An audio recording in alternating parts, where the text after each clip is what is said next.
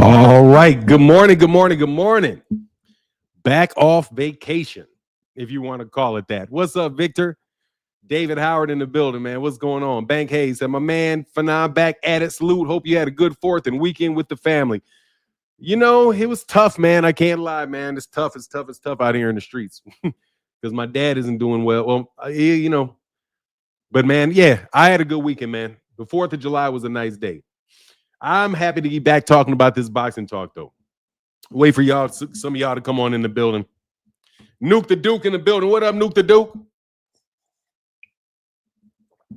What are we going to talk about today?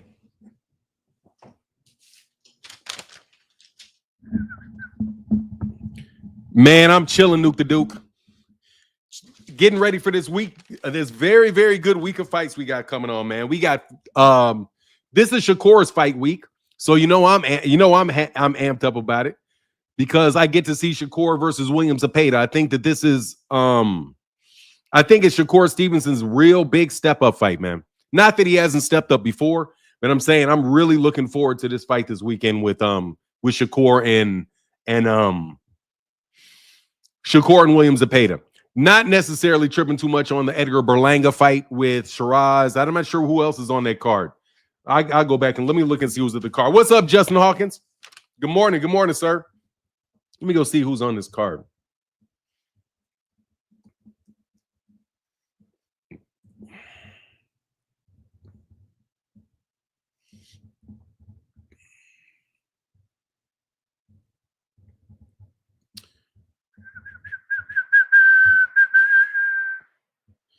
Okay, yeah. That's right. Alberto Puello and Sabril Matias, David Morrell, and Imam Kachiev, Shiraz, and Edgar Berlanga. Shiraz and Edgar Berlanga. Man, they got Edgar Hamad Shiraz at number 5 in the, 168 by BoxRec. Yeah, so that's a really good card, man. That's a real good card. Definitely looking forward to it. Man, they got some new buttons over here, man.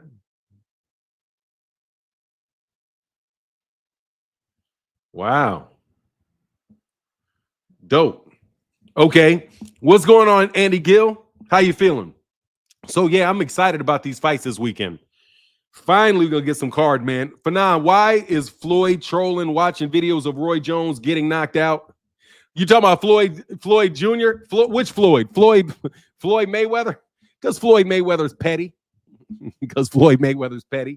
That's why. What's up, Keith Pierre, man? Good morning, brother. I haven't seen you in a minute, Keith Pierre. Good to see you, man. Really good to see you, man. Man, that makes me feel good when I see somebody ain't been in the channel in a while, man. Phoenix said, hey, happy haterade, y'all. The real exciting fight is on Friday. Oh, my God. That's a fight card right there. Taylor versus Serrano. Forget all that Turkey shit. I got hate to spread on that, and Devin can get it too. I seen what Floyd did too. Floyd Mayweather showing pictures of Roy Jones Jr. getting knocked out. That's just it's petty, man. That's Floyd Mayweather. Floyd Mayweather can be really, really petty. Hey, good morning, Barbara D. Say good morning, Martin. I hope that you and the family are safe. Yeah, we're there. We're making it. Next week, the real fight card is PBC. Yes, sir, because we're going to get the Mario Barrios fight card. Yes, I took 4 days off. Because I was yelling and screaming at too many people. I had to get my dome back under my feet, man. Roy shouldn't have been talking shit. What did Roy say? Hey, click the link, Phoenix. Niggas be trying to shit on Floyd. Floyd ain't get KO'd. Nah, Floyd ain't never got KO'd. But Floyd also would never fight nobody that could have knocked him out either. So let's be real. Hey, look, Floyd passed up Roy Jones, but that ain't nothing to be making fun of people getting knocked out, even though he did get slept. What's up, Ray Patterson? Man, my holiday was good, man. Ups and downs with my father. Because my father is going through some stuff in the hospital, so I had some ups and downs with that. But other than that, I'm good. And I also found out that Tommy Hearns is in recovery, man. I got to call Daryl to see what's going on with Tommy. That I think Tommy's in recovery too, because I saw him in I saw an Instagram feed where he was on a walker and he was like with a physical therapist. So my prayers go to Tommy Hearns' family. My holiday was good, Ray Patterson. How was yours? It was good. I pretty much got drunk as a skunk. Woo-wee. And sat back and just zoned out. Floyd didn't want no parts of Paul the Punisher. Tommy had a hip. Oh, okay. Tommy had hip replacement surgery. Okay. Because, yeah, I saw him. He was walking. And it was like in a chair. But, okay, so he had hip replacement surgery. All right, cool. That's better than, that's better than something else. But, hip replacement, that's an important thing. That's a big thing, too. That's a big thing. But shout out to Tommy Hearns, man. Shout out to Tommy Hearns' mother, whole family. Adrian Molina in the building. That's the reason why I'm back on at 8 o'clock. So I can see Adrian Molina, because Adrian Molina says, ladies, gentlemen, and the usual suspects. Oh, no, yeah, praying for Tommy Hearns' quick recovery. Yeah, he had a hip replacement surgery. Ooh, me. We getting older, ain't we? We getting older. Let me put this link in the comment section, though, so we can get to the Shakur hating right now. I'm predicting Shakur Stevenson will knock out William Zepeda inside of 8 rounds. That is my prediction. Shakur Stevenson is going to get rid of William Zepeda inside of 8 rounds. Would anybody like to debate? Hey, I'm driving trucks now. It's taking a lot of time, but I have to come home to the boxing and my brother Fanon. Thank you, Keith Pierre. I appreciate that, man. But look, I'm glad you out there getting that work in, man. I haven't worked in 4 days, man. I felt like garbage, man. Like garbage. Real garbage. What you laughing at, Phoenix? I got Shakur in 8 rounds, dog. I got Shakur in 8 rounds over William Zepeda Segura. That's my decision. That's what I'm seeing happening. Let's go, Phoenix. Let's go. I'm telling you, William Zepeda is going to open up, and that boy Shakur is going to open up a pound of ass whooping on him. He's going to stand right there in front of him, countering, landing big shots, eventually breaking him down, stepping on him, and he's going to step on him, man. That's what's about to happen in this fight. Happy birthday, Bird 101. Happy belated. You had a good birthday and the 4th. Oh, man, good. Hey, happy birthday, bro. Happy birthday. Yeah, that's where I am on this. I got Shakur by 8th round stoppage, man. I've decided that I'm going to go in the business of making predictions that are absolutely ludicrous, because you guys are going to continue to support me any way I do it. That's a lie. Hey, Phoenix the Assassin, I got Shakur too. Hey, I got Shakur. Shakur going to make an example out of Zepeda. Watch, I'm telling you. I got Shakur in under 8.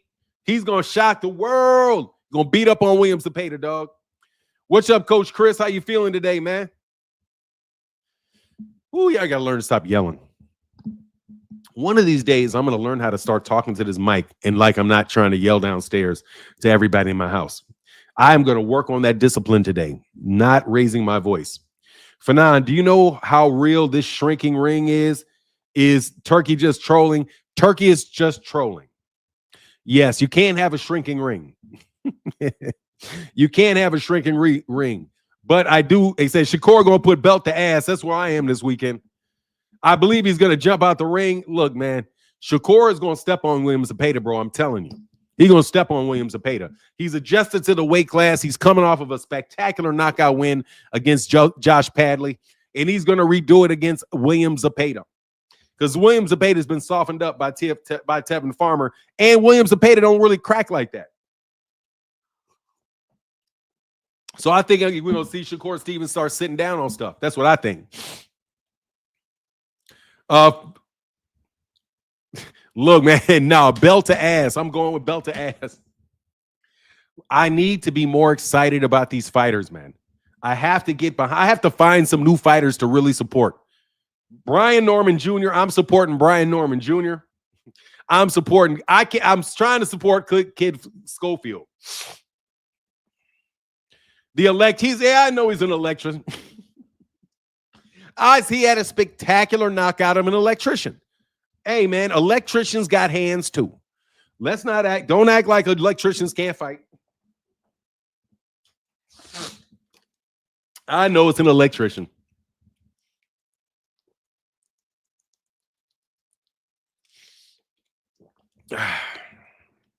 Man, it feels good to be back up here, man. So, all right, let's take these predictions for these fight cards, though. The big fight on that card is Alberto Puello and Subriel Matias. That's really the fight that I want to see. Alberto Puello and Subriel Matias. That's a PBC fight. Zepeda ain't look good against, no, he didn't. That's why I'm saying I need the electrician for the wife she shed. What is that? Bird 101. I am trying how is Brian Norman cannot call out Boots. Brian Norman has to go to 154 to call out Boots. Fanon, Turki has said that he wants Shiraz and Zepeda to win. Isn't that disrespectful to the other fighters? Why should fighters like Shakur continue to work with Turki? I think that it is very inappropriate for him to say what fighter he wants to win if he is not promoting one fighter or another. But, I mean, honestly, promoters do it all the time, though. A promoter will say that they want their fighter to win. That's not a problem. There's not a problem with that. I don't think so. I think the problem with Turki comes when he starts lifting up his finger and telling people that that they're down by 2 rounds. As long as Turki's not doing anything to affect the outcome, but I'm telling you, I would say just like Gervonta said, if that's your guy, then you're going to have to pay me a bunch of money to go fight your guy. When dealing with colonizers, history teaches us best to err on the side of caution and believe the colonizers' jokes as truth. That said, I wouldn't be surprised if the ring actually sinks. Cal Coolidge, you're 100% right. You are 100% right. You should take what they say as a truth. But I wouldn't be so worried about a shrinking ring as much as I would be about just playing with the judges, because it's only a matter of time before Turki Al-Sheikh starts playing with judges. Can anybody tell me if they've noticed anything happen that I told you all about? Money rules everything with this generation of boxers. Yeah, it does. Shakur is an elite fighter, but Shakur fans should hesitate on using Farmer fight as an assessment for Zepeda. Farmer and Shakur have 2 different approaches to the game. I mean, that's fair. That's fair enough. That's fair enough. I wanted to ask you guys if you noticed anything that I told you would happen that did happen. Did you guys notice that have you guys noticed that Julio Cesar Chavez Jr. got deported? Did anybody notice that Julio Cesar Chavez Jr. got deported? I'm wondering if anybody did any videos about it. If it was in Saudi, I would believe it, but the state dictates the ring size. Fahim, did you notice anything that I told you guys would happen that has been happening?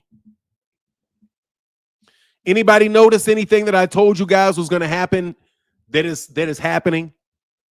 Did anybody notice, or did anybody do any videos or talk about how? I know Boxing Eagle probably did, but I'm wondering if anybody noticed that Julio Cesar Chavez got deported from the United States of America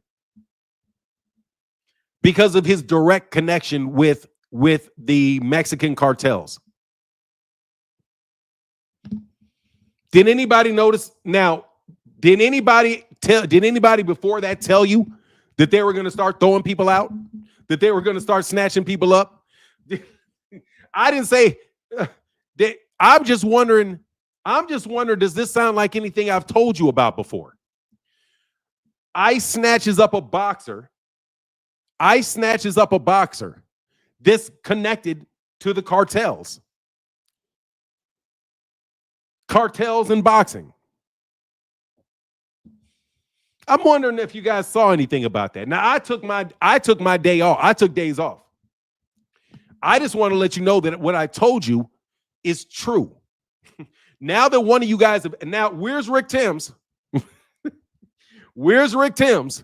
Because if you don't think that they will snatch boxers and throw their ass somewhere, yes, they will. If you do not believe that the federal government is looking at drug cartels and boxing, now you see it. That there was a connection made between the drug cartels and Julio Cesar Chavez Jr. and they threw him out. Just want to let you know. Just want to let you know. Just want to let you know. So you guys should really be trying to pay attention to what's going on in the world, right? What's up, Ruben? The only platform I saw talk about Chavez was Brunch Boxing. Now, isn't that funny? Isn't that funny? How that's one of the biggest stories that there was in boxing over the weekend. That was a huge story. That's a huge story that the mainstream boxing doesn't seem to think was very important. Here you go. Here's the link. There you go. Yeah, I thought that story was very, very important because I was very happy to see it. Retro Lefty, I owe $8. I'm leaving. Hope what? I saw Ego drop a video the same day Ice grabbed Chavez. Yep, I didn't make the video about it because I wanted to wait till I got on the live stream, and I told you guys, I'm telling you, man, please stop playing around with all this stupidness, man. Please stop playing around because before long, it's going to be some real stuff going on. I'm telling you. Phoenix, the assassin in the building. What up, Phoenix? How's it going, man? Branson said, who do I have on the July 12th card? I have Shakur. I've got Alberto Puello, David Morrell, and the rest of them I don't know anything about. So, I'm sorry. I got Hamad Shiraz because Edgar Berlanga could knock out Hamad Shiraz and still Hamad Shiraz is going to win the fight. I think Hamad Shiraz, he can knock him out and Shiraz is still going to win the fight. Then Puello, I'll take Puello over Sabro Matias, and then I'll take Shakur over Zepeda. Okay. Man. So what's on your mind, man? There's a lot. I mean, shoot, Chavez Jr., that's a sad thing because he kind of like in the Devin Haney situation with that. It was a woman that got him caught up, you know? No, because he was married into that family. Say that again? Chavez Jr., his wife is like it's either like the daughter-in-law or daughter of like a former head of the Sinaloa cartel. Oh, I didn't know that. Yeah. I just thought that I just thought Julio Cesar Chavez Sr. Like that's what I was thinking. Yeah, Chavez Jr., well, his dad probably gave his hand in marriage to him, so you know how it is, like in some cultures. Yeah. But the problem was like he's the one that was given the marriage because the wife was the dominant one. So that you seen the way Chavez man, he couldn't get out of that shit. He should have ran. But I think that's what happened. Like they was embarrassed of him, so they're like, man, we're gonna go ahead and send him back to Mexico. He couldn't beat Jake Paul, so he can't stay.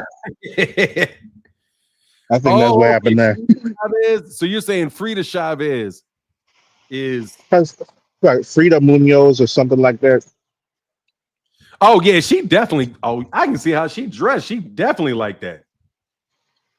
Okay, yeah, I get it. Yep. So yeah, that's what happened with that. I think it's like, oh yeah, your wife dirty, and you probably out there helping her with that shit because you whip. So they're like, nah, Chavez, you're not getting out of this shit. You're gonna embarrass your family for too long. We're gonna go ahead and get you on up out of there. Man, I think that's how that went down. I think they mad for him. Did he fight? I didn't get to see that fight, man. I didn't pay attention to that. Did it look like that was a real fight, or did it look like they were just grabbing it on? He fought the exact same way he fought Sergio Martinez, where he didn't realize he was in a fight. Yeah, that's basically what happened. Like, and I still have the same suspicion I did back then. Because back then, that was when he was still getting in trouble for doing all them drugs and everything. So, my suspicion was he went into the fight high and it didn't wear off until later in the fight. And then he was like, oh shit, I'm in a fight. So we started fighting. I think that's how it went down. Man, have you seen what's going on with Bivol and Beterbiev? Oh yeah. Because nobody wanted to see that shit. You know what? I want to see the rematch. I want to see the trilogy. Man. Beterbiev said he wasn't right for that last fight.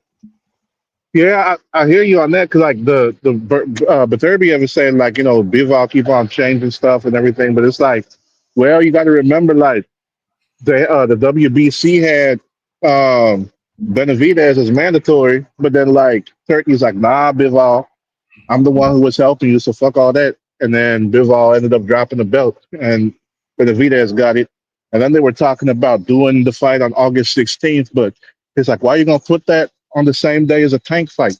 And then it got moved to November. So, Beterbiev is, feeling some type of way because he feels like Bivol's trying to stall him out. When in reality, I think it's stalling him out. I don't think it's ain't cool. I don't think it's Bivol necessarily, though. I don't think it's Bivol. I think it's just because Turki don't know what the hell he's doing. Man, look, if the dude came back for it's 1-1. It's 1-1. Beterbiev 1-1, Bivol 1-1. You got to run it back. And my understanding is Beterbiev took the fight before his doctor said he was cleared to take the fight. So you got to run it back with the dude, man. That's what needs to happen. That needs to happen. He needs to run that back. They need to run that back. That's unfair to Beterbiev because Beterbiev came back for that fight before he had to. So, I mean, I don't know about them doing, and they're both Russian. So they said they wanted to happen in Russia. I think they said they wanted to happen in Russia. Yeah, they said they got Turkey's blessing for it. So we'll see how that turned out. But you know what I'm happy is happening. I have not heard anybody call that man Your Excellency in a while. Bill Haney does. I'm not allowed to talk about Bill Haney today. Okay. Yeah, I'll go ahead and lay off here. Yeah. I don't want to talk about Bill today, man. I don't want to talk about Bill. Well, I probably will talk about Bill today, but it is what it is. Yeah, I'm just Nuke the Duke said he's hoping that there's no ring card boys. You know they're gonna be there. Who do you got winning these fights, man? Who do you got winning the fights? Well, Berlanga and Shiraz, I hope that's a double knockout, but the way that them dudes be at it, like I could see either one of them winning because I don't really put their boxing skills really up there. I think one of them is just going to get a knockout by accident. Is the way I look at it. Like they're just going to be swinging at each other and somebody going to get clipped because like Berlanga ain't really like the best boxer, and we see what happened to Shiraz his last outing. Like I don't know, Adames was putting hands on that man. So yeah, it was, but I think Adames is a little, I think Adames is a little step up from Berlanga, honestly. Yeah, so I really look at it as a 50-50 fight. Could go either way. I just think it depends on who get caught first. We got David Morrell. I think he's going to win. This shit is fire as hell, though. The Manny Pacquiao card is fire, man. They got Brandon Figueroa, Joet Gonzalez, Pitbull Cruz, Angel Ferrero, Mario Barrios Pacquiao, and Fundora versus Tim Tszyu. Yep, that Pitbull and Ferrero fight. I think that's the second. That's a rematch. Oh man, I gotta go see the first. I don't think I saw the first, or I don't remember the first. It was a firefight. Was it the last fight? That was his last Pitbull's last fight. If I remember correctly, it was either like before or after Rayo. Let me look. I think it was after Rayo. I think it was after Rayo because he lost to Rayo. Then he had that fight next instead of doing the rematch for the belt. So yeah, because Rayo ended up fighting Gary Antoine Russell. Now Gary Russell Jr. is supposed to be on the undercard too in the prelims. Gary Russell Jr. Yeah. The return of Gary Russell Jr. Gary Russell Jr. is supposed to be fighting in the prelims. Yeah, for that Pacquiao and Barrios fight. You're talking about, hold on, not Gary Antoine Russell. Yes, Gary Russell Jr. Gary Russell Jr. is supposed to be on that Manny Pacquiao card. Yeah, yep, he's supposed to be on the prelims. I don't know if he's gonna be able to like maybe get bumped up to the main card, but I see he on the prelims along with like 3 other fights. I mean.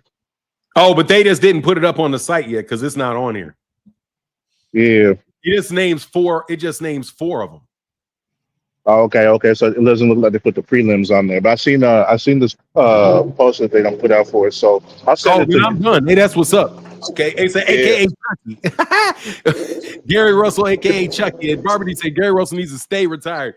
Man, I need to see me some Gary Russell Jr. I'm happy about that. You need to get that payday. He ain't fought since like 2022, I think. Or 2023. Mark Magsayo. He ain't fought since he hurt himself from Mark Magsayo. Yeah, so I didn't even know if he was going to come back. I think he's still at 126, ain't it? I mean, unless he went up to 130, but I mean, shoot, he could probably make 126 for eternity. because he's just that's another little dude, man. I wanted to see him fight. I wanted to see him fight. Damn.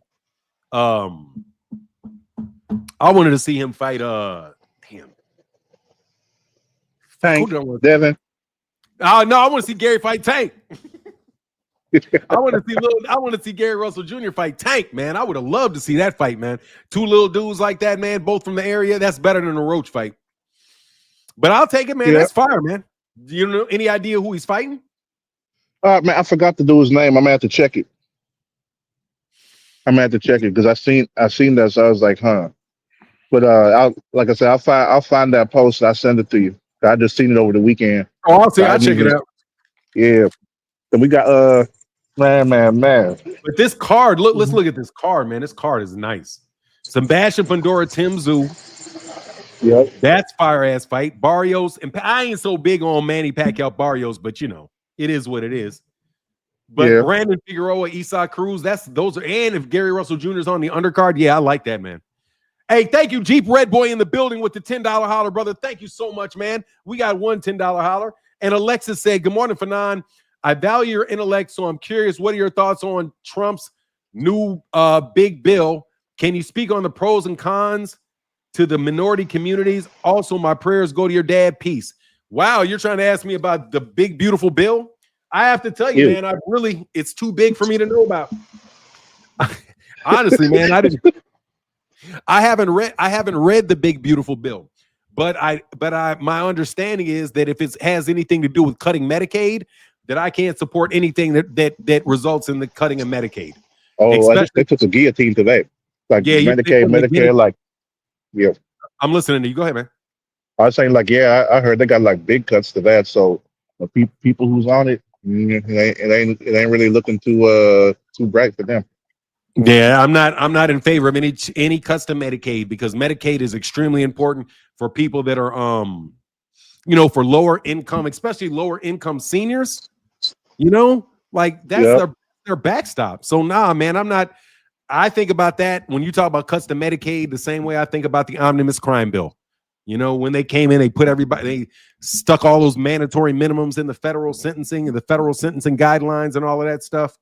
Man, I never forgave Joe Biden or the Democrats for that. And if Trump messes with Medicaid, I don't got any time for them, because you never know what's going to happen to you. Exactly. You know what I mean? Can't mess with health.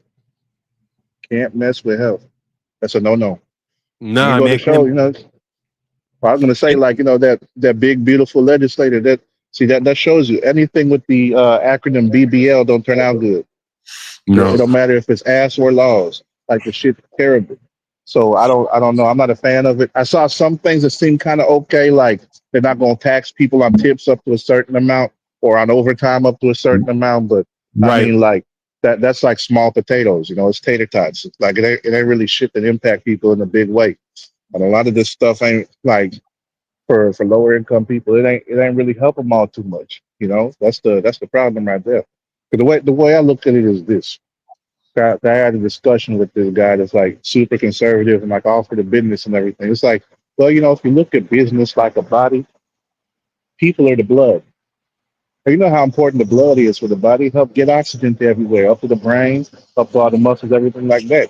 If the blood is messed up, then the body ain't got much time left for it. Look at that the same way for a business. Like, a business ain't gonna run if you ain't got no people. And there ain't no business that doesn't run without people. So, like, if you want to make sure the business is doing well, then take care of the people who's making the money for it. Plain and simple.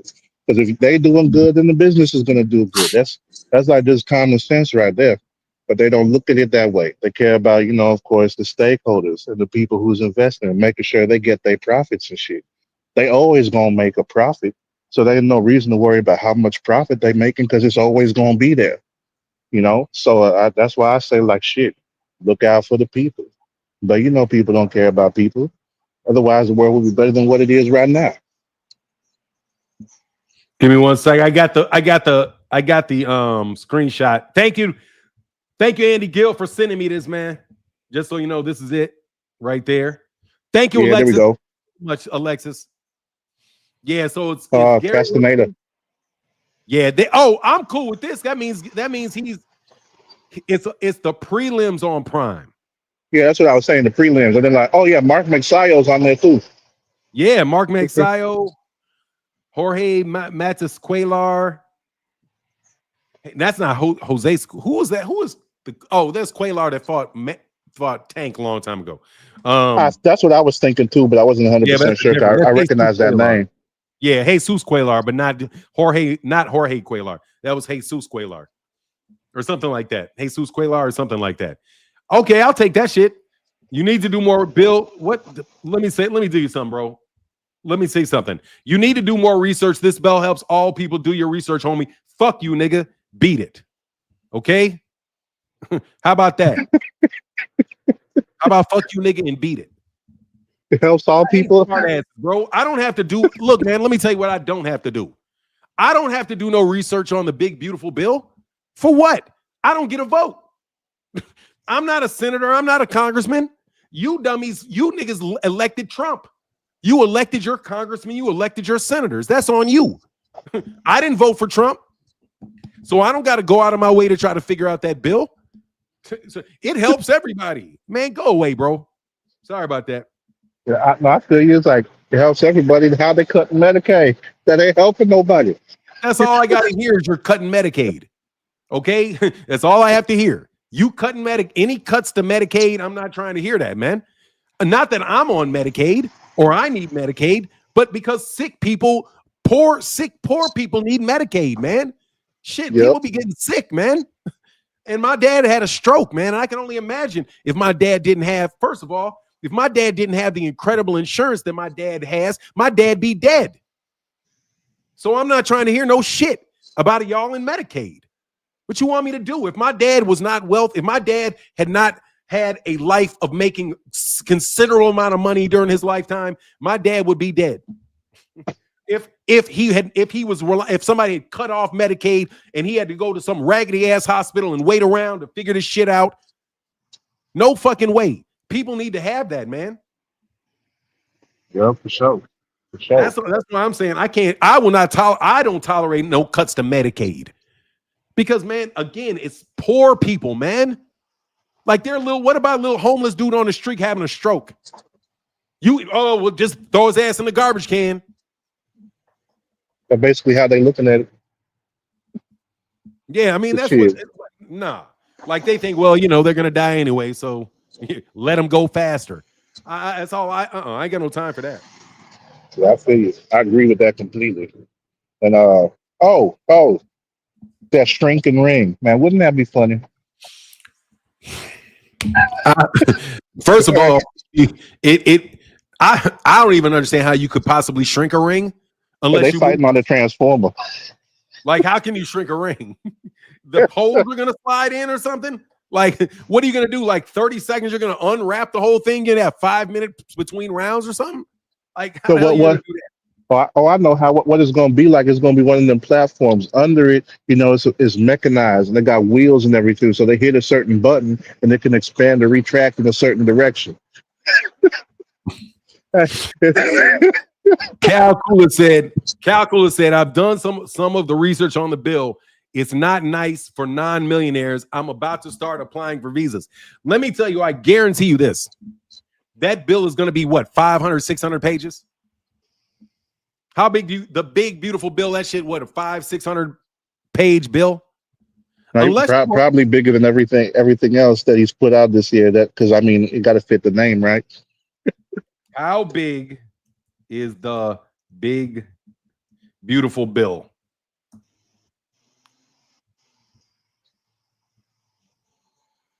What does it consist of? All the cuts he's making to the budget and everything. Bigger whatever they can do for tax cuts. Yeah. Anyway, he's a Republican, so it's all going to wind up with poor people get less money and less services because they need to pull themselves up by their own bootstraps, all that bullshit that they say every time. It's 1,000 pages. Thank you, Barbara D. So it's 1,000 pages.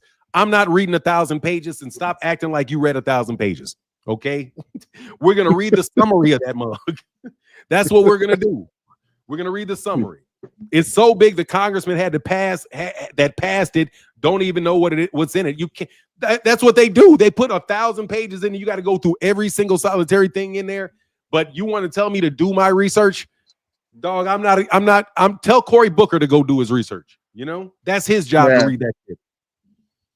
I seen that news report that came out, a couple of weeks ago. They were talking about, we just be signing shit. We ain't really do our research or read it, even though that's our job to do before we sign it. We just sign the shit. I was like, what? They can't. You can't. There's not enough time in the day, bro. There's not enough time in the day for those guys to read that stuff. You have to have the people, you have to have a staff of people read that shit and summarize it. And if your staff misses it, then you're gonna miss it. I'm telling you, man, they got stuff buried in there. Huh? Yeah, and I was like, what are the chances they read it either, since they're not the ones who gonna go out there and vote? Let me tell you how they read it. Because I worked with David Kessler, used to be the head of Department of Health and Human Services. And so I was working David Kessler was the head of Health and Human Services, but I was working for the Food and Drug Administration. But when I was in law school, there was some legislation around nicotine and trying to regulate nicotine as a drug underneath the Food and Drug Administration. So I had to go through like these thousands and thousands of pages of research. Let me tell you, bro, what that dude told me was, take this sticky pad. Every time you see the word nicotine, stick a sticky note. Put a sticky note in there. So I went through all I was doing was sticky note, sticky note, sticky note. And basically he read it. He took the big manual and he just looked for every instance that I said of nicotine. And he was like, boom, boom, boom, boom, went through the whole thing, went to his Senate hearing. I sat right behind him at the Senate hearing. So I know that these guys are not reading all of this stuff. Their staff is reading it, but even their staff doesn't have the manpower to read it all. You just have to be looking for the particular topics that are of interest to you. I'm telling you, it's man. If they do read it, what do you say? You said it's a damn shame. Yeah, it's tough, but they put that stuff in there like for reasons, because they're all cutting deals. Everything's a deal cut. Everybody's trying to get something for their cronies while they're doing it. Yeah. You ever work? You don't work for the government, do you? Yeah, I do. Oh, that's right. So yeah, that shit gets long. So anyway, as far as this Manny Pacquiao fight, man, you think Manny can pull it out? I mean, you never know. Like, it just depends, because like if he's somebody like Floyd who just stay in shape, then yeah, I could see he might be a step slower, but like still got the experience and the technical know-how to go ahead and overwhelm someone. And like the biggest thing for Pacquiao is his conditioning. If his conditioning is on point, then he gonna be all right. He'll be all right. Like even with him being out the ring for so long, I still look at it as a 50-50 fight with him and Barrios, because like you never know. Oh, so Carl, I see you, but I got to see your face real quick before you jump up. You don't have to show your face, but I got to see your face in case somebody jumps up and does something crazy. Okay, I got you. Okay, got you. Cool. You good. All right, let me let Carl up. You don't have to show your face anymore if you don't want to. You cool? Yeah. All right, what's up, Carl? How you doing, man? Good, man. Good. It's all good, man. I'm at work anyway. Yeah, I'm at work. Yes, sir. You got anything you want to say? Yeah, I was just going to ask y'all about how y'all felt about the fight Saturday, Eubank and Catterall. Harlan Eubank and Catterall. I just saw the result of it. I didn't actually see the fight. I thought it was some controversy around it. Yeah, it was a headbutt, and then they went to the score cards after the headbutt. Yeah, both of them got cut on the eyelid with their headbutt, so it ended at the round 7, and I think they gave the nod to Catterall because he was up on the cards. Yeah. That sucks. They gonna run it back? They should, because like, hey, both their eyelids was looking like Gabe Rosado's. Like them things was hanging. Like both, like it was just a fluke. I never seen a headbutt that end up like that, where both of them get their eyelid hanging off like that. Because it was bad. It was bad. Yeah, Jack Catterall been surprising me, man. He's like one of my. I need to watch him. I didn't watch the fight because, like I said, my dad is going through some stuff, and my head is just out of there. But man, man, Jack Catterall been putting it down for the last several years, man. He's like a consistently a good fight, man. Who was it? Who did he? And it was Harlan Eubanks. That's Chris Eubanks' older brother or younger brother. Nah, I got to go check it out. But thanks, man. Appreciate you, Carl. You got anything else? No problem. Nah, that's it, man. I just want to jump in here and say that it's good to see you too again. I've been away for a while. Yeah, man. Good to see you, brother. I like that onk on you, brother. That's classy. Appreciate it, man. Have a good one. Yes, sir, brother. You too. Speaking of that fight, man, there was this guy because Barboza had beat Catterall, and there was this one boxer. I guess he had beat Barboza, or maybe he had a draw with him or a close fight. I don't know, but I forget his name. But he was out there complaining like, man, I boxed the brakes off Barboza, and then like Barboza beat Catterall, but Catterall keep getting pushed, and here I am like, and nobody's saying my name basically. And guess who wanted to come to the rescue? Yeah, Mr. Devin Haney himself. He said, hey, let me promote you. I was like, nah. You ain't gonna help that man's name. You can't even promote yourself. Now look at where you at. You think you gonna help him? Like, hey man, why Catterall say, I'll study more Haney and Shakur going forward? Listen to no. Accept any criticisms on one last night, but not how I wanted to. This is what Jack Catterall said. He said, I'll study more Haney and Shakur going forward, as in, man, fuck that. I ain't fighting no more. I got my shit cut up. He said, listen to be a boxer. You have to accept any criticism. I won last night, but not how I wanted to win. So I'll let the cut heal and I'll be back in the gym to keep improving.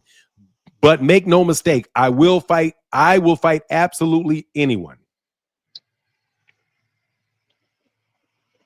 And that okay. He was responding to Turki Al-Sheikh.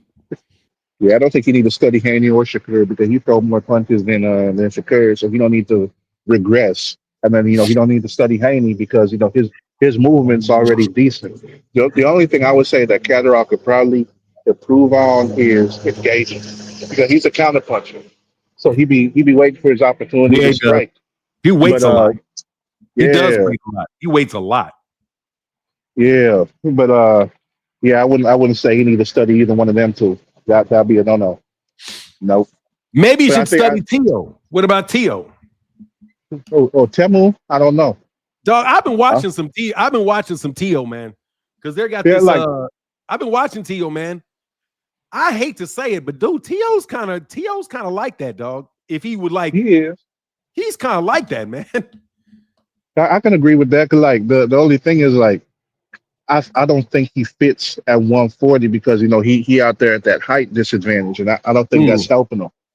I don't think that's helping him because like there's certain fighters who can fight that type of style, like when they got a height disadvantage. We've seen Tank do it, we've seen Canelo do it, we've seen Floyd do it.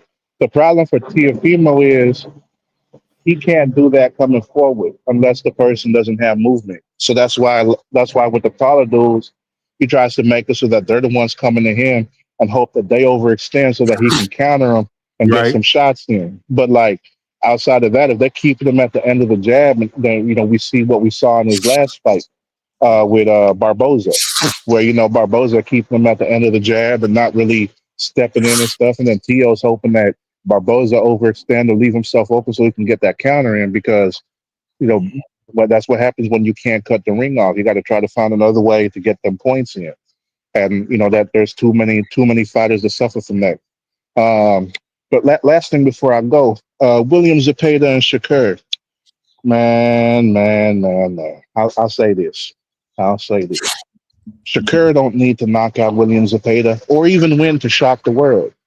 If he fight half of what he be tweeting, that would be enough of a shocker right there. I'll say that because we know damn well what we've seen at 135 from him. And he ain't the type of fighter where he got that in him to go ahead and make that adjustment and change. But he's been fighting the same way for so long and it's been working for him. Like in boxing, you got certain fighters, like some fighters who's able to pick up. I'm sorry, you hating on Shakur right now. I got a little bit lost. I hate. Oh no! Oh, we hating on Shakur right now. I mean, I ain't really hating when you're telling the truth. I'll touch it on his fight with Zepeda. Give my thoughts on that before I hop out.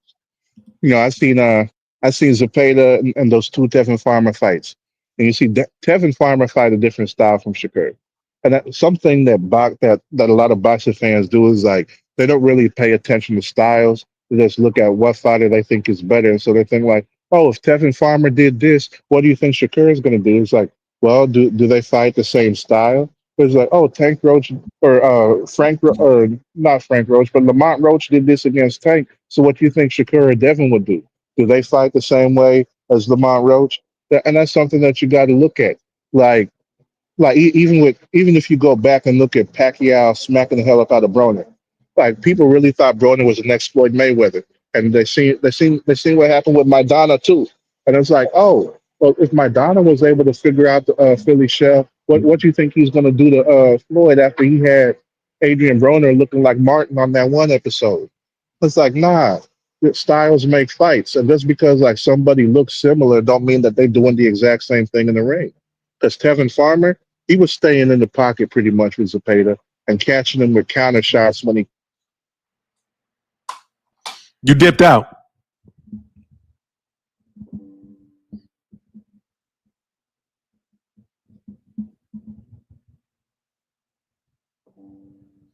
Hey, Phoenix, you on mute.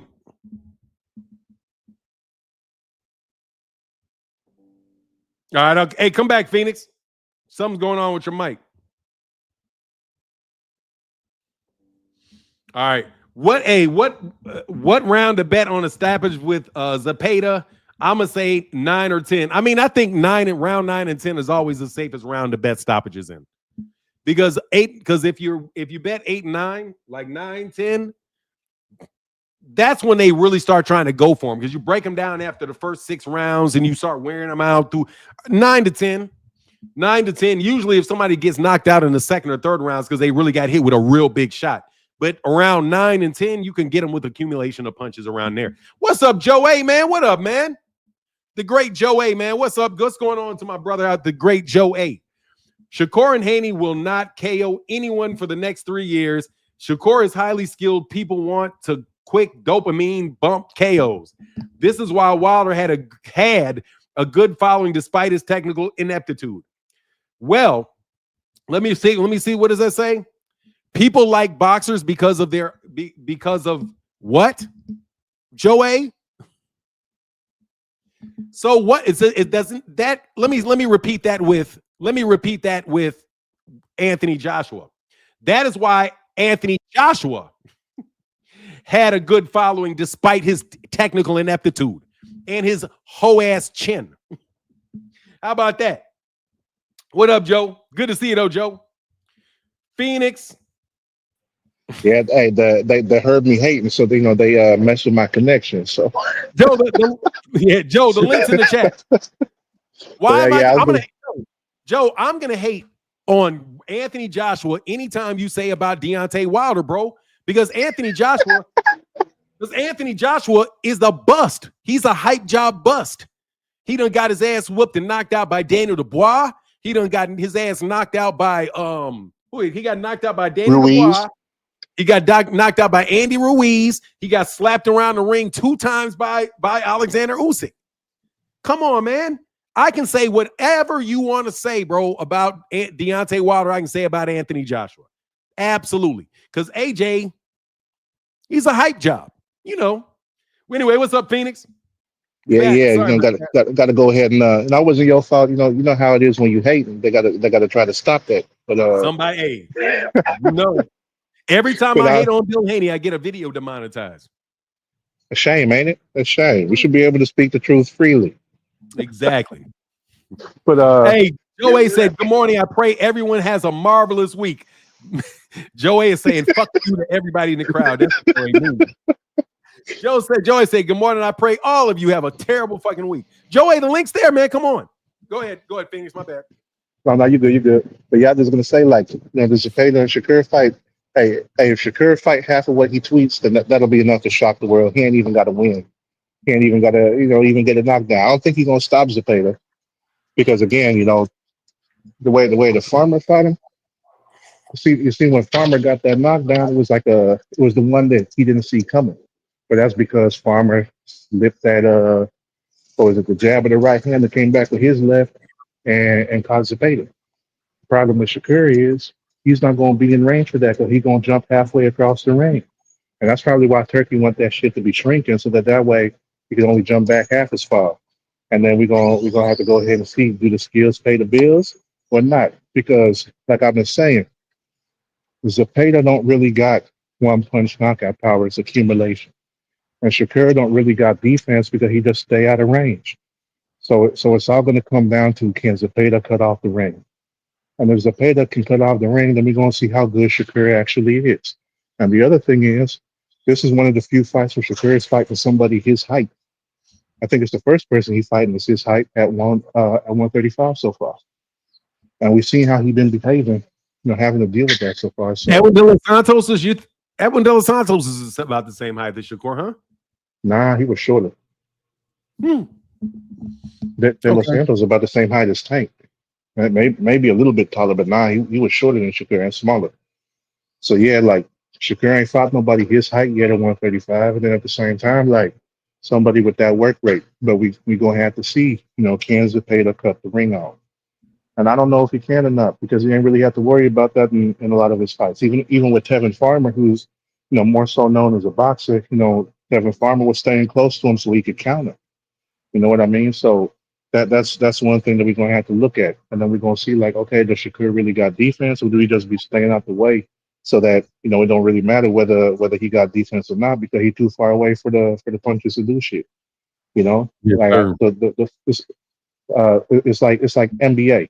If you got that one dude waiting on the other side of the court for that Hail Mary pass, is he really playing defense? You know what I mean? He ain't up there in the mix. He's just hoping that his other teammates, can get that turnover in a 4-on-5 situation, and then just chuck the ball down to him. But that's because his team was on defense, don't mean he was playing it. So that's the way I kind of look at it. Whenever you got excessive distance between you and your opponent in a defensive situation, what are you defending against? So that's what I'm looking for in the fight. Apart from that, I think the Puello and Matias fight is gonna be the most exciting one. And yes, we just gotta hope that the ring don't fall apart whenever they try to shift it. So hey, real quick. Controller Group said, Fanon, are you familiar with the Chicago outfit Mafia? Yeah, it's just the Chicago mob. That's what it's called. Just called the Chicago mob. It's an outfit like the Chicago outfit, New York outfit. Yeah, I grew up with the Chicago mob. Yeah, I know. Yeah, let me just say I know a lot of people associated with the Chicago mob. What's up? Come on, what up? Big Dog Willie, you out here to kill Tank again, huh? No, I'm just going. I just wanted to rebuttal on. I just want to go first. The first hater just got off, so I just want to go in between the second hater. So I just want to let you guys know that. But I think Shakur is. I think it's going to be a very easy fight for Shakur. I really believe that. I think that Shakur's too sharp. His IQ's too high, and also Zepeda seems to be off balance when he starts throwing too many punches, and he only goes forward. He has zero defense. I don't care what anybody says. His defense, everybody says his punches is defense. No, his defense is terrible. He was getting left up with left hooked and left straights by what's his name the whole time. The dude that got knocked out by Kid Austin. So that's a very easy fight. But that's all I want to say, Fanon. What's up, Kamal? You want to start? Kamal. What's up, Big Dog Willie? What's up? So I'm gonna let you start hating. So I could hate. Yeah, you are. Yeah, you are. Yeah, you are. There's too many topics. No. You find a way. You find a way. But all right, Fanon. Hey, y'all. Just so you know, I just text somebody in the Chicago outfit. Hey, y'all crazy. My dude from high school, one of my best friends was a little kid, is Chicago outfit. So yeah, for sure, I know him. Good, they good people too, man. Chicago mob's good people, man. I don't fuck with the New York cats. New York cats do too much. They all into that dope. They sell too much drugs. Chicago mob doesn't sell. The Chicago Italian mob isn't really into drugs. New York City mob, they're the pushers. At least that's the way that I was taught. Anyway, what up? What's up? Come on, what up, Joey? We got some big news, Fanon. What's this? I sent you some articles. We have Jarrell Big Baby Miller exposing your boy Anthony Therapeutic Use Exemption Joshua Oh for my ducking. gosh. For Look at ducking. this. Jarrell Look Big Baby at Miller this. exposing your boy Eddie Hearns for having in Jarrell Big Baby Miller's words, having his finger up AJ's ass, ducking and protecting him. Jarrell Big Come Baby on. Miller went off on your boy. Come on, Oz, man. Yo, come on. Like, see, I love come on, Oz, when he gives his breakdowns and stuff, man. But that is such a whack breakdown. Like, what happened, come on?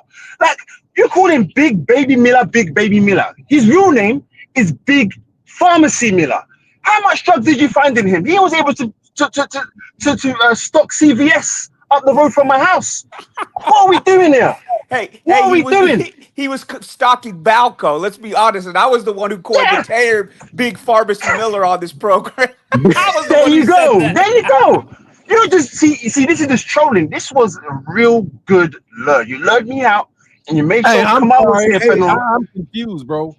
Just because one guy used steroids doesn't mean he's lying if somebody else is using it. Just because he juiced doesn't mean he don't know other people juicing. Let me tell you how big of a fraud. Go ahead. When I used to smoke weed, as a kid, long time ago, I could always tell who else smoked weed. You know right away whether or not if you a weed smoker, you know somebody else smoked weed right away. I can't mess with that logic. That's a fact. If you a juicer, you're gonna know who's juicing right away. Fair. What you gonna say? Come on, man. Because I was gonna say something different, but go on. Come on, man. Well, let me just tell you how big of a. I don't. For what it's worth, I like to call him a therapeutic use exemption, Joshua. I don't know that he's juicing, but I'm going to tell you how much of a fraud Eddie Hearns is. Eddie Hearns is like, we'll never fight up Jarrell Baby Miller. He offended me when he got busted. He offended me and he offended Joshua. He tried to hurt him. But yet you're trying to make another fight with D-Ball Dillian, the delusional druggy ducker, who also ruined the rematch. Yeah, because I call him D-Ball Dillian, the delusional druggy ducker, thinking he was Wilder's mandatory, trying to lie when he was ducking Luis Ortiz and ducking final eliminators and things like that. He just, I'm number one for 900 days. Give me my shot, Wilder. Where you at, Wilder? And then you had Eddie Hearns saying, 12 times your highest payday, Wilder. Go find Dillian, D-Ball Dillian, the delusional druggy ducker. Go find him, mate. And when nobody wanted to see that. Nobody wanted to see that fight. He was using D-Ball as Kevin Costner bodyguard trying to protect AJ. That's what Eddie Hearns was using D-Ball Dillian. Hey, guess what I heard? Guess what I heard, Kamal? Guess what I heard, Kamal? What's up? I heard that I'm leaving. I'm getting up out of this bitch. You guys did more pay-per-views. I heard Deontay Wilder did more pay-per-views on BOK Prime and Lord than AJ and them niggas did on DAZN. Oh, come on, man. Can you believe that? Seriously? I'm really gonna sit there. You're gonna sit there and actually believe. Okay, all right, I'm gonna leave you to it then. I'm gonna leave you to it. Look, man, you're getting on that Dillian White. We know that that's Fanon's favorite boxer. Undercover, but just be honest, right? But hold on. Here's the thing. Dillian White. No, I can't stand Dillian White. Because Dillian White got because I want to know why in the hell Dillian White's best friend changed his name. What's that dude? Dillian White's best friend? Dean White, his husband. Yeah, his husband. Why? They said that was his brother, but that ain't his brother. The dude changed his name to White. It's his husband. No, he never changed his name. They're not related. They're just two people with the same name. Like, it's like you got John Smith, you got Will Smith. Usually, if I was hanging out with a girl and I would say, yeah, this girl's my friend, but then all of a sudden she started calling herself Melissa Blackwell, and my name's Blackwell, like I just want to know, man, somebody who gave the ass behavior from Dillian D-Ball White. D-Ball Dillian, the delusional druggy ducker. D-Ball Dillian, the delusional druggy. This guy, come on, your problem. Listen, let me just say when they're gonna do Bacoli right. When they're gonna do Bacoli right. See, you're throwing all this stuff out, and I'm just hitting here. I'm gonna be a heavy bag today. I haven't spoken to you in a long time, man. Let me say something. Come on. I'll stop. You're right. Jeez, I'm just getting duffed up like my name's flipping Deontay Wilder against Zhilei Zhang. This is not fair. Look, man, this is what I'm saying, yeah? In terms of Dillian White, since you mentioned Dillian White is a drug house. I don't like him. He's a drug abuser. I don't like. He's been caught multiple times. He shouldn't be in boxing. And I use the same energy for Jarrell Miller. In fact, they should both go and fight. However, I will say this about Dillian White. There was a time, and if we actually analyze it, it still might be highly up there. There was a time he fought everybody, everyone, and there was a time, there was a period. I think like He didn't fight Michael Hunter. He didn't fight Michael Hunter because y'all. Michael Hunter. I'm calling Cap because he had a chance to beat Deontay Wilder's mandatory. The WBC ordered him to fight Luis Ortiz. He ducked Luis Ortiz. He had a chance to beat the IBF mandatory. Duck Kubrat Pulev. I'm calling Cap on D-Ball Dillian, the delusional druggie ducker, being a throwback. That guy was a title bitch. And Dillian's instead of stuff, Dillian's a bum. Okay.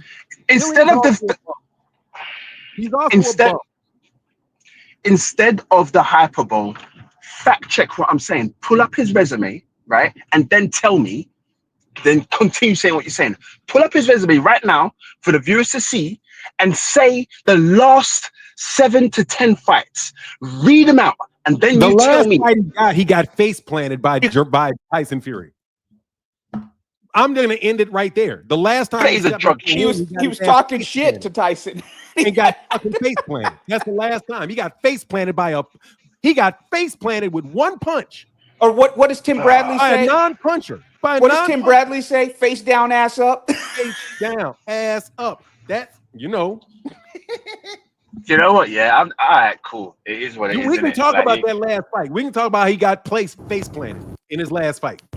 Sorry, the phone. I mean, cut out. I never heard what you said. Did he fight Jermaine Franklin too? Who was it that fought Jermaine Franklin? That had a hard time with Jermaine Franklin. That was Eddie Hearns. He fought Kirk Franklin. GP, are you with me? And he struggled with Kirk Franklin. Thank you, Corey Sampson. Did you not see Wilder's? Did you just see Wilder's last fight? Yeah, did you see Wilder's last fight? Yeah, he won by knockout. Yeah. What round? I don't know. 9th, 7th, whatever. I don't know. He won by knockout. Did you watch the fight? Yes, I did. So okay. Of course I watched the fight. I bought the paper. So you jumped. Great, fantastic. So did I. So you jumped to his defense. I understand that, right? What defense? He looked perfectly fine in that fight. He did what he's supposed to do. He did? Okay. Let me tell you. Let me tell you what he did. He did something he's supposed to do. He's just been through war after fucking war after war after war. Oh, come on. Dude, get the fuck out of here. AJ fought Francis Ngannou. He knocked him out. AJ one round. No, stop. He fought Francis Ngannou. And Francis Ngannou's not a boxer, bro. He fought Francis Ngannou. That's a better win. Deontay Wilder had a better win with that guy in Wichita. What? Wait, the recent win. No. The recent win. Listen. What happened to AJ after I'm trying to clarify, man. After AJ got that easy ass fight given to him to Francis Ngannou, he got his ass knocked the fuck out by Dillian White. I mean, by Dubois. By Daniel Dubois. It's the same argument that you use with Terrence Bud Crawford. I'm not making an argument. I'm telling you what. I'm answering your question. It's the same. I'm not making an argument.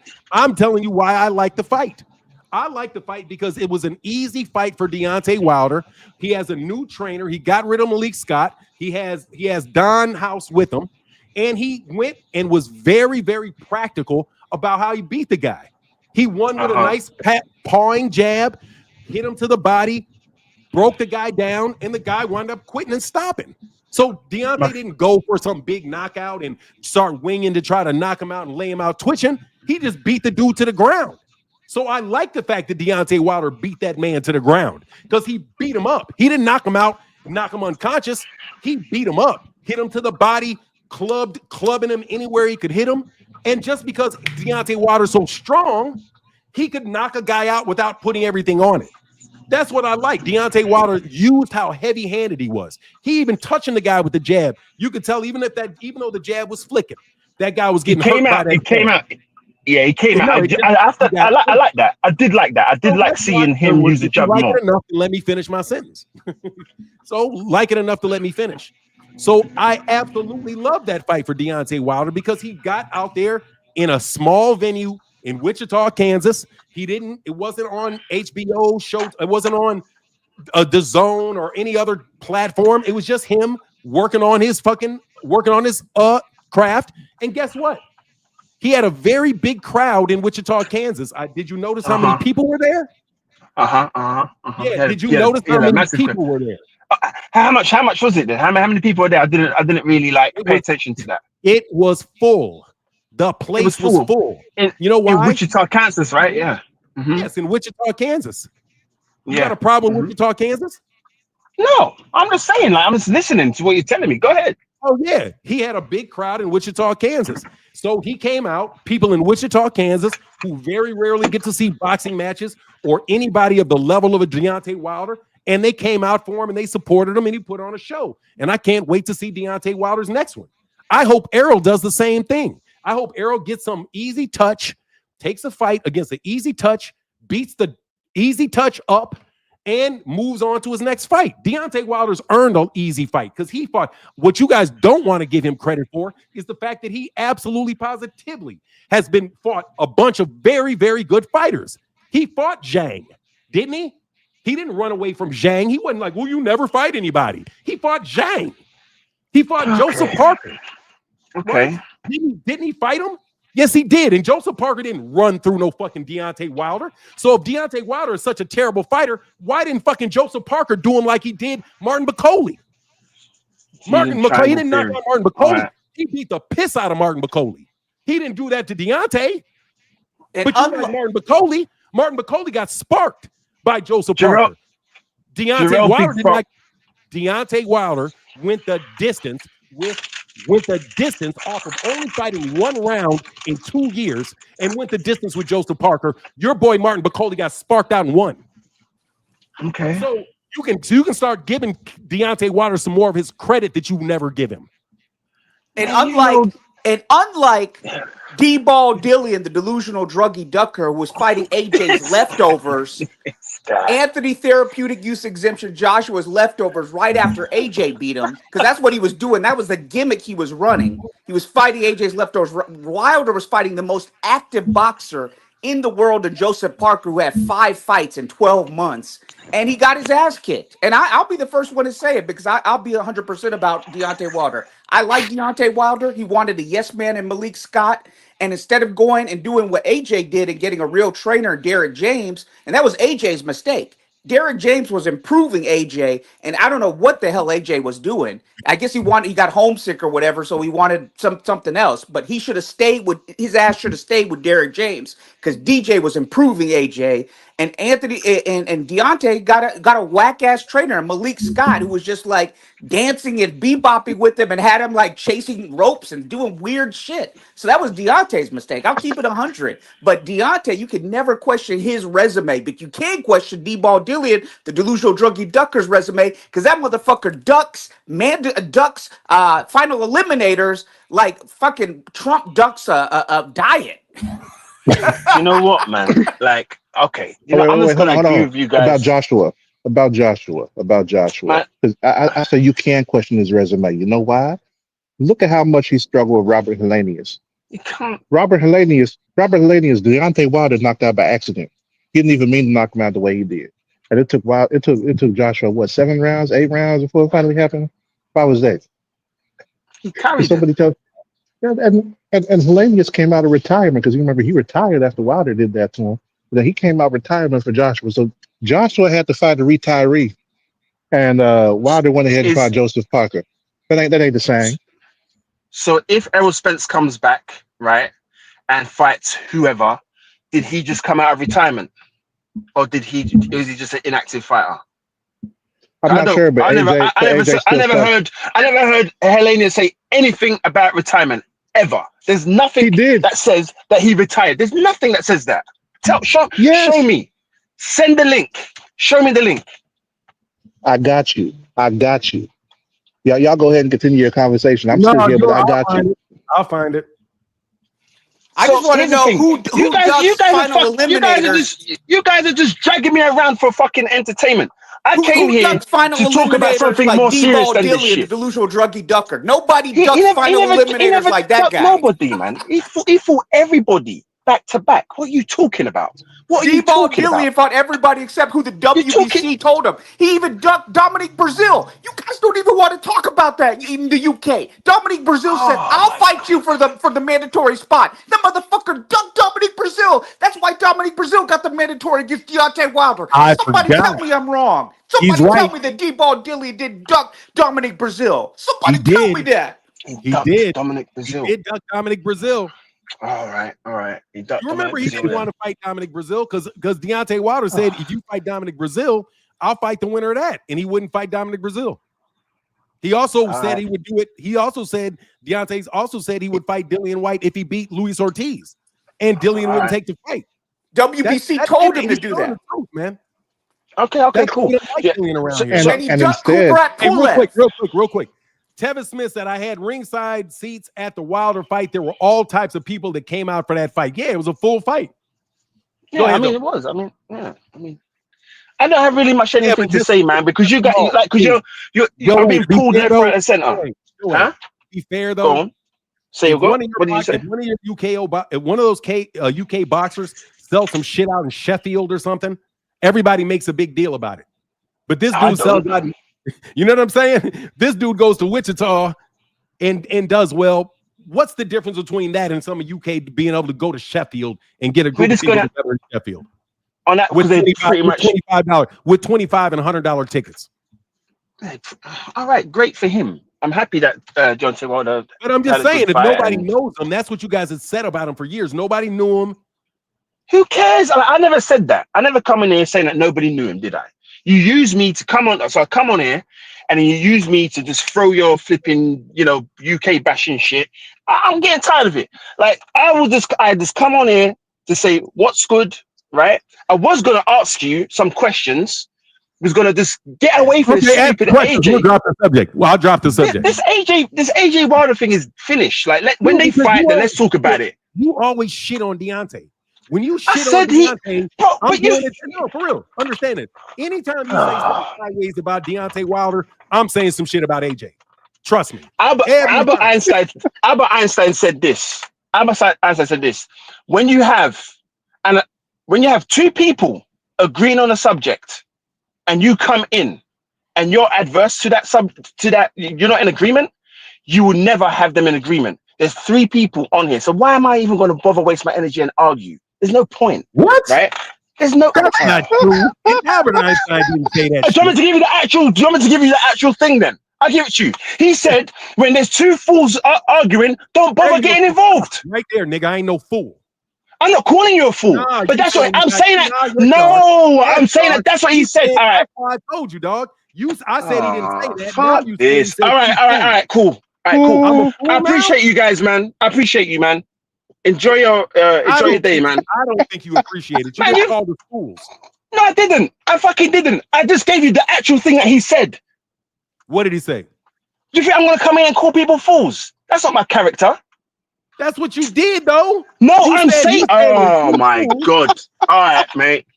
All right. Like, all I wanted to ask you. This is really what I wanted to ask you. There's only two things I wanted to ask. One, this Benavidez versus Anthony Yard, right? Thoughts, and also Devin Haney versus I've even forgotten the train of thought now. Devin Haney versus Teofimo Lopez, or no, Devin Haney versus Brian Norman. Exactly. These are that's the ones that I'm hype about. This is what I wanna. That's what I'm really gassed about, because these are real fights that I expect to see big people clamoring to see what this is going to be all about. And also Canelo versus Crawford. I've got Crawford winning now. Before I didn't. I haven't been on the channel for a while, so I just wanted to get your viewpoints on those fights that's coming up. That's all. Yeah, real quick. I'll let Phoenix, you can have that one. Tevin Smith said I had rings. Okay, I got that. Thank you. And then Dre's Finest says he did call you both fools. He said you two fools. But that's okay. No, I never said that. When people talk about other people, you miss what's being said. And I ain't even gonna repeat it because it's just gonna. What I said is that Albert Einstein, and then I paraphrased the quote, and then I said what he actually said was this. But in context, the whole point of him saying that is when there's two people in agreement and you come through in disagreement, you will never change the agreement. Not true. I be doing that shit all the time. All right, cool, great. Like that's fair. Wrong. I do that shit all the time. Okay, great. I do that shit all the time. I go with two people that think they right, and I will bust their ass in a debate, and they will turn around and say I'm right. Okay, I do this shit all the time. But you know how you do that? You do that by being right. Okay. Here's another thing. It does not matter how many people don't believe the truth. The truth is still the truth. Yeah, truth is not measured in mass appeal. Yeah, I can tell you, there's a whole bunch of things that I can say that will be disagreed upon. Like, what would have to go down this lane? You have to go down this lane, man. Dog. What question? I have no problem getting into the debate with two people and proving to both of them that they're wrong. I do this shit all the time. But yeah, but it's all hyperbole and sensationalism and all that. To save the conversation, you had some questions that you asked. Yes. So what are those questions again? So we can go one at a time. See, the first question, because as I said, I haven't been on the show for a while, man, and I wanted to get your take. You asked about 3 fights. Yes, you said it was Devin Haney and Brian Norman Jr. is going to walk over the cold, knocked out corpse of Devin Haney. That's my prediction. I believe Devin Haney is going to get knocked unconscious by Brian Norman Jr. and they're going to carry his ass up out of there. That's what I believe. Because they're going to put them motherfuckers in a little ass ring, and Brian Norman's going to catch that chin. That's my take. What's your take on that fight, King of Hayden? Yeah, I would say this, that you remember when Apollo Creed was fighting Drago, and you know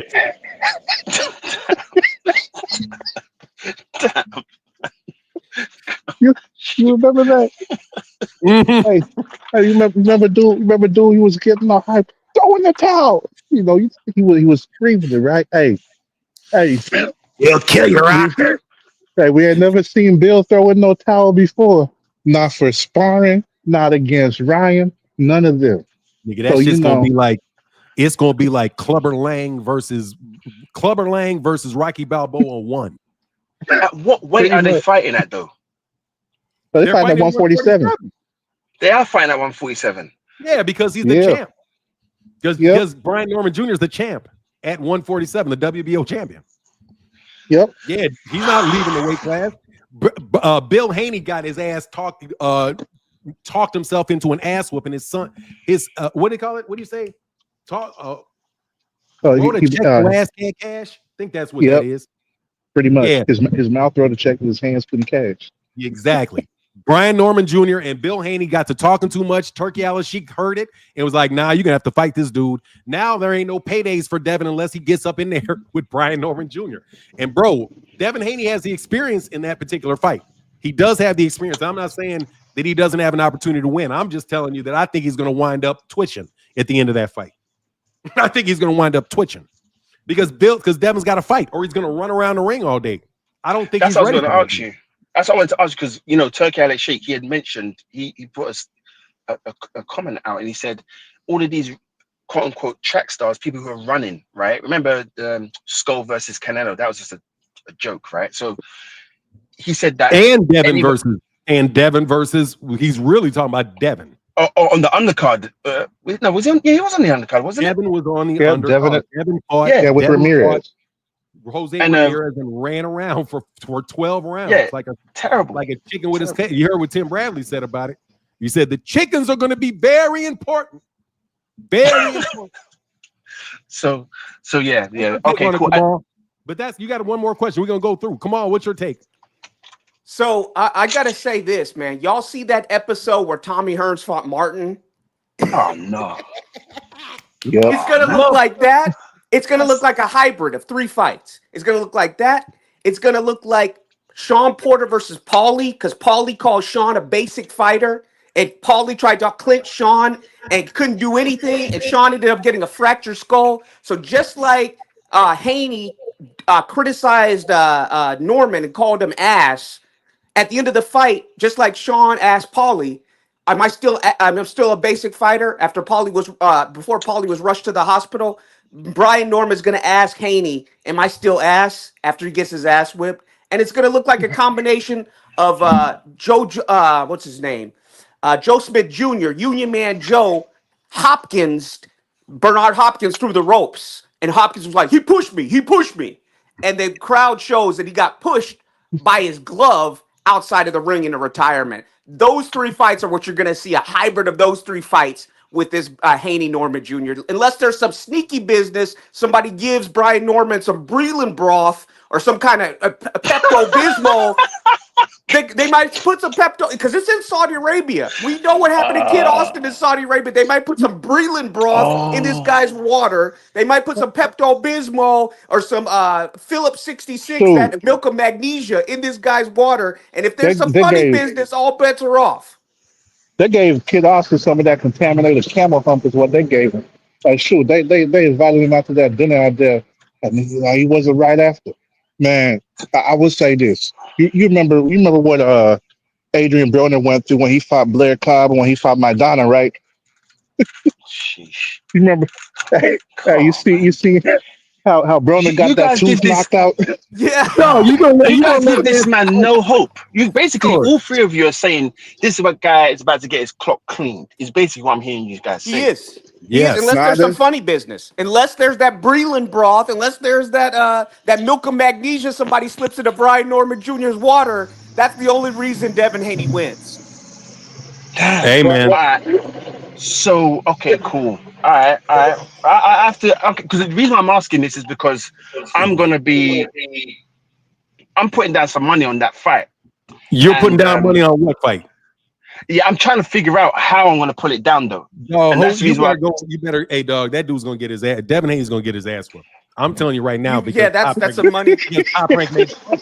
Look, unless Turki gives Brian Norman Jr. those Cosby pudding pops, that's the only way. It ain't gonna work. No, for real though. The fact that Top Rank is making the fight, tells me how that fight's going to turn out. Nobody has better matchmakers than Top Rank. I'm telling you, Top Rank has the best matchmakers in the world. Easy. The fact that they took the fight tells me that Brian Norman's going to beat him. That's what, because you know who thinks he's going to win? Brad Goodman. What are the other guys' names? What are the matchmakers for Top Rank? Brad Goodman. Somebody else. Brad Goodman and Todd DeBuff. Todd DeBuff runs it. But whoever the name is of their matchmakers, Top Rank nobody has better matchmakers than Top Rank. And Top Rank never puts their young champions in fights that they don't believe they got an 80% chance of winning. And Devin Haney ain't got no chin. He can't punch, and he's not going to get a decision running around the ring. If Devin sits down with Brian Norman Jr., he's going to get hurt. He'll sit down and get sat there. He's going to get sat down on his ass fucking around with that kid. He's going to be doing that Bubba Sparks. Booty, booty, booty, rocket everywhere. Booty, booty, booty, booty. That's going to be Devin Haney. Now, what was going to be that straightforward? You said another fight, Joey. It was the Benavidez versus Anthony Yard as well. Oh, he's going to get. Oh, you know what that's going to happen. You know what's going to happen to Anthony Yard, dog. You know what's happening to Anthony Yard in that fight. You kidding me? It's going to be like Street Fighter. He gonna catch that 100-hand slap. Yeah, he is. He's going to do well. This is how I see it. Anthony Yard is going to look good. Y'all going to be thinking Anthony Yard is doing well for about 4 or 5 rounds. Soon as Anthony Yard starts slowing down, he's going to start getting tapped up, tap, and broken down. He may go the distance because he's big. Because he's a big guy. And that's the only but this is David's 3rd fight at the weight class now? Yeah. His 3rd fight? Yeah, dude, David's going to thump that boy up something nasty, man. He's going to thump that boy up something nasty. Somewhere around, I don't see him getting out, maybe 10. I'll give him a knockout in the 10th, somewhere around 9-10 before Anthony Yard gets stopped. Boy. All right, man. Wow, like the way you guys talk about Devin Haney, and I'm not even a big. Look what happens, and we on your boy Anthony Yard. Look what happened to Anthony Yard with Beterbiev. Oh, but come on. It's going to be a worse version. It's going to be a worse version of that. It's going to be a worse version of that. I have to disagree with that. Yeah. I have to disagree with that. For sure. Wow. Well, go ahead. You're saying it's going to be worse than what Beterbiev did? No chance. Because it's going to be a matter of because he's going to get beat on for a long time. That's why I say it's going to be worse. Oh yeah, Beterbiev will get him up out of there. Yeah, fair. Okay, got you. Yeah, he's going to get beat up and beat on the whole fight. David Benavidez is really tough because he's going to beat you up. Like, he's going to beat you up the whole fight, man. No joke. Tevin Smith said, I'll be back after Devin schools Brian Norman to hear the excuses from all y'all. Please come back when Devin schools him.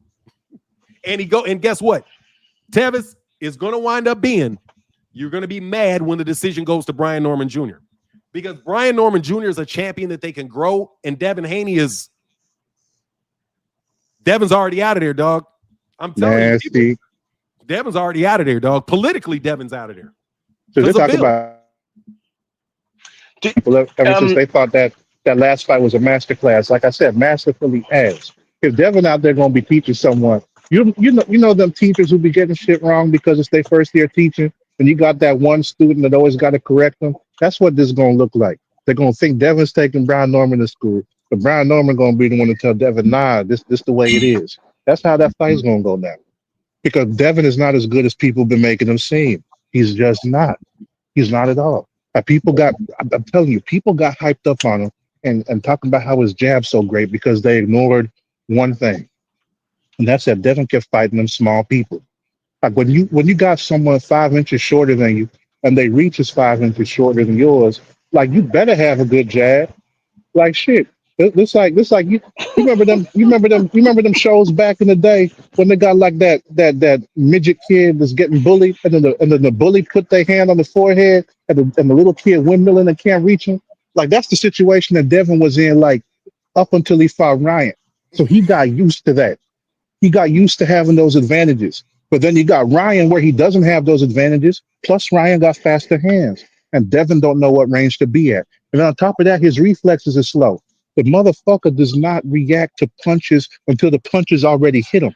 And then on top of that, the reaction is that his head got moved by the punch because he didn't move it himself.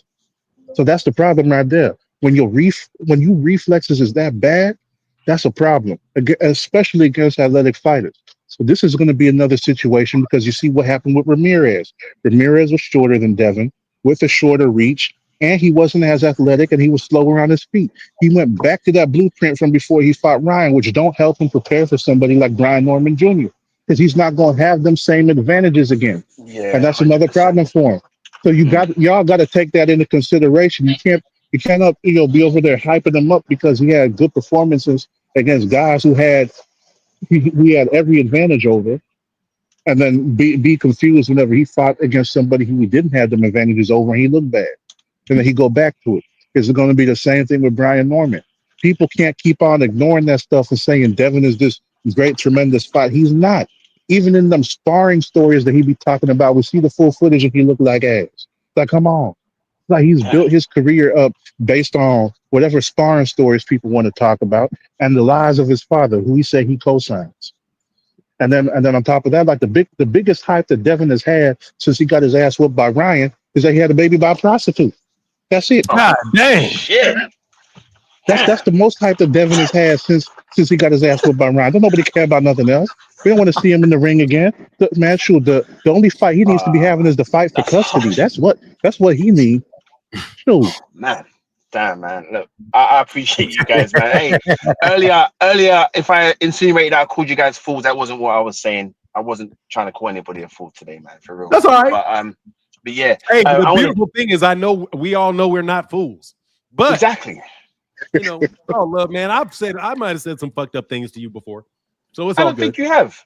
But just, you must not have heard me. Just fucking with you. Just fucking with you. So the last time I spoke to you, Fanon, you was really on you was going on a tirade on Turki El Sheikh, like basically saying you wanted him out of boxing, etc. Is that do you okay? You still have the same sentiment towards him? I think he's a blithering idiot. I mean, that's the only thing I can say. I think he's a blithering idiot. But don't you like the fights? Don't you like the fights that he's producing though? Like I don't care about the money, but don't you like the look, man? He's a blithering idiot. Okay, that's all I can say. He's a blithering idiot. There's no reason to lose all his damn money. That's a blithering idiot for me. I'm sorry. There's no reason for him to be losing all his money. None. And I think he's a narcissistic egomaniac, and I'm sick of him. Now, has he made fights? Yeah, he made fights that are good. Todd DeBuff made Top Rank makes fights that are good. PBC makes fights that are good. He's doing a better job of working with the PBC and getting PBC fighters on his cards. Yeah, I think he's getting better, but I think that he's still doing a bunch of underhanded bullshit, and he still intends on trying to crash the U.S. market. He's never done everything that he's done is still to me looks like he's trying to crash the U.S. market. Hey, so no, I don't like him. I think he's a blithering idiot. And let me ask you this, Jake Paul puts on better cards. Yeah, he does. Let me ask you this, Joe. Why is Eddie Hearns so dead set against not making a fight that we haven't seen before? Where you like him or hate him, Jarrell Big Pharmacy Miller, as you and I coined it, has a gift of gab. That dude has AJ shook. All AJ can reply is, "Oh, you got, you know where the bank is." AJ can say nothing when Jarrell goes at him. He crashed multiple AJ pressers, including the Povetkin presser. So why is Eddie Hearn dead set and gets not making the Jarrell Big Baby Miller fight with AJ because Jarrell was a drug cheat, but he's not dead set against doing the same thing with D-Ball Dillian, the delusional druggy ducker, because he's a drug cheat himself who ruined an AJ fight himself. So why does he have two standards in a fight that in most people in America would be more interested in Jarrell Big Baby Miller and his gift of gab versus AJ rather than seeing the rematch when both of them ruined fights? Easy answer. Why? That's easy to answer. Why? The answer is that he's not trying to appeal to American fans anymore. He got beaten up by Ruiz, man. He ain't thinking about America anymore. He just wants to get the UK public behind the fight, and they will be more behind a Dillian White fight than a Jarrell Miller fight. That's just, I would prefer Jarrell Miller, but that's what he will do because he doesn't want Anthony Joshua to lose again. I don't think that Anthony Joshua would lose against Jarrell Miller personally, but I think that the risk is too high because he is the nest egg, isn't it? He's the golden egg. Who's the golden egg? To Eddie Hearn, fool's gold, AJ. those days are long gone, buddy. Yeah, I know, but what I'm saying is to Eddie Hearn, who else does he have? It's still AJ, so he doesn't want to get his bubble popped again, and then he's back at square one. He'll be in big trouble. So he's not going to go and get Gerald Miller. I don't think so. I don't think that's going to happen. That's very easy to answer. Career is done, bro. AJ's in no better spot than Wilder. Beyonce. Yeah, they should fight. They should fight, and that's it. Right off into the sunset. They should fight. Maybe the Fury fight, and let's be done with it. We need to move on to the next era now. To be honest with you, we need to wait for Gerard Anderson to get a little bit better than get knocked out by someone. You know, he needs to start. They're talking about Jared Anderson and Big Baby Miller, both big babies fighting for who's the ultimate big baby.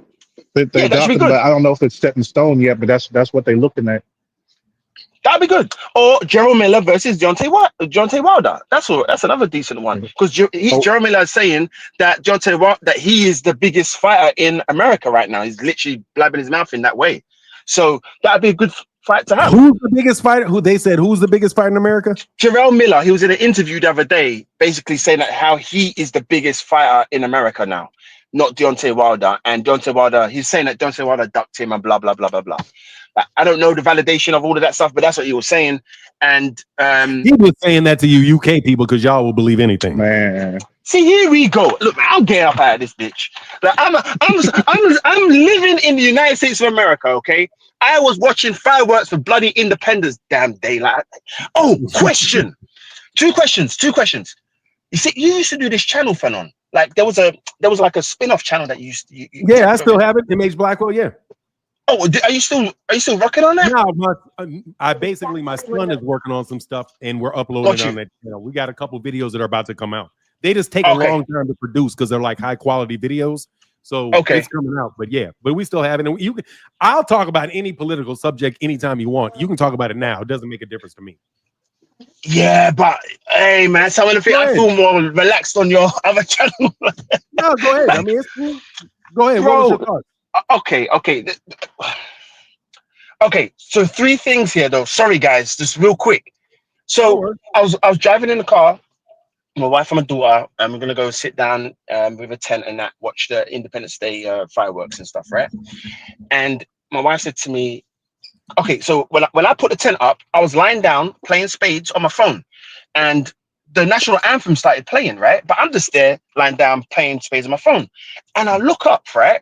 I look to my left, and I just see this group of men staring me down like as if I've just like killed their mum or something. And my wife says to me, I said to my wife, why are they looking at me like this for? And they said, oh, it's because you're lying down while the national anthem is being played. Oh yeah, you get your ass smacked. Yeah, but that ain't. It's not compulsory. Is it compulsory to stand up or do whatever? It's let me put it this way. It is yeah. Whenever there's national anthems at a ballpark or anything, everybody stands up. Some people will put their hand on their heart. Some people put it behind their back. But yeah, it's pretty much when they play the national anthem, you stand up. I didn't realize it was like that, man. I never realized it was like that because that was a problem. What state are you in? I'm in Georgia.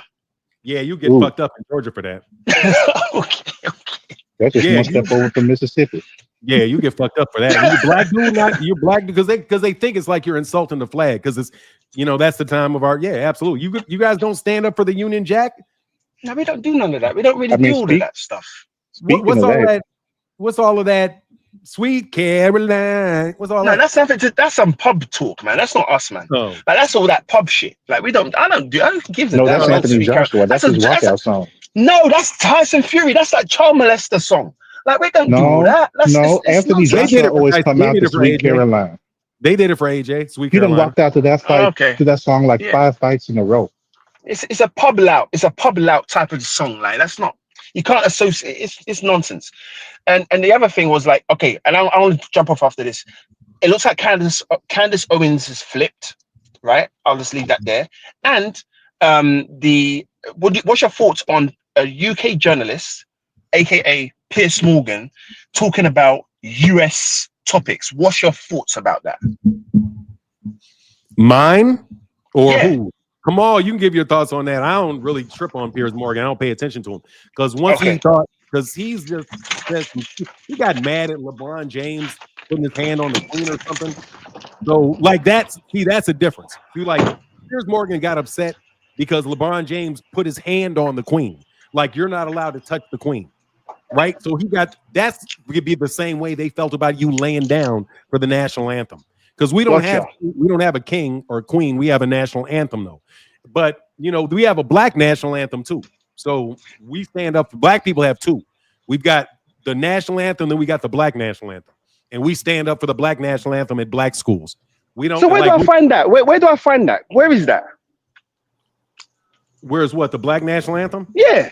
Lift every voice in prayer. Lift every voice. I could just Google that then, Sing. Lift every voice and sing. Yeah, lift every voice and sing. Okay, cool. Yeah. I didn't know. I appreciate that. So Joe, before you go, I want to say this. Real quick. But I want to tell you the difference between the 2. The first one, which is the national anthem, is focused on us against the Brits, right? Us exactly, Star Spain, all of that. The black national anthem is about black people and our journey to become independent after slavery. So we have a national because we didn't get citizenship when the U.S. beat Britain. We didn't get any citizenship until after slavery ended. So when we celebrate our time in America as black people, we look at the black national anthem that talks about how we overcame through slavery and not how we overcame the Brits because we were enslaved after that. At that time, okay. Yeah. Got it. So those are the 2 distinct things. And sometimes white people get mad. Sometimes white people get mad that we have our own anthem and like, why do you need another anthem?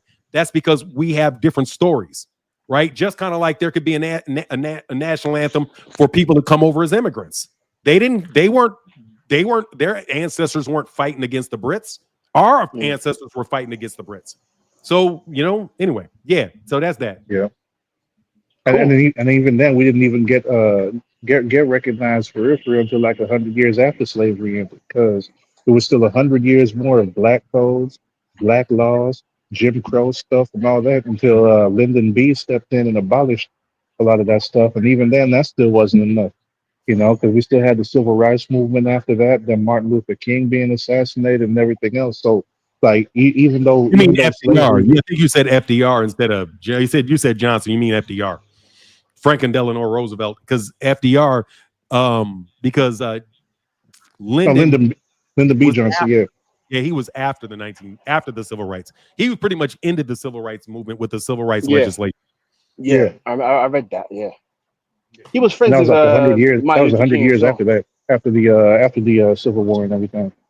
So yeah. So Joe, I want to say this. It kind of transitions to Turkey. I gave Turkey a lot of credit because I think Bivol was being blacklisted by the WBC and Arum when he wasn't allowed to fight Bivol. So Fanon could tell you that I've been calling for that fight, and I've been talking about the injustice against Bivol for a long time. So I give him credit for giving us that fight. What I don't give him credit for is I sent this letter to Fanon. I sent this email to Fanon. Beterbiev is claiming that Turki and Bivol are aging him out. I sent him the boxing scene article, and I'm hoping Fanon does a video on it if he's able to. But Beterbiev put it on his Instagram that he's being aged out by Turki, a fellow Muslim, and Bivol, and I guess they're fighting in Russia in 2026.